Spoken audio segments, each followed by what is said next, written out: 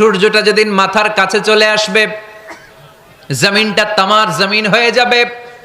সূর্যের তাপে মাথার মগজগুলো ভাতের মাড়ের মতো গলে গলে নাকের ছিদ্র কানের ছিদ্র দিয়ে টপ টপ করে বেয়ে বেয়ে নিচে পড়বে। ওই কঠিন দিনে কেউ কাউরে চিনবে না। বিষ্ণু বললেন, ওই দোয়াটা আমি দুনিয়ায় করি নাই। আমি বদরের যুদ্ধে মার খেয়েছি, উহুদের যুদ্ধে দাঁত ভেঙেছি, আমি না খেয়ে পেটে পাথর বেঁধেছি।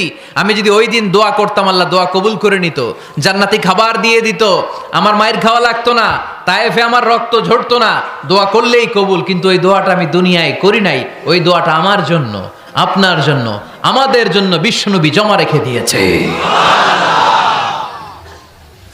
এজন্য বিশ্বনবীর চিন্তা আর আমাদের চিন্তা এক চিন্তা না। বিশ্বনবীর পুরা উম্মতের চিন্তা, কিয়ামত পর্যন্ত যত মানুষ আসবে সবাই আমার উম্মত, না জানি তাদের নসিবে কি হয়ে যায়।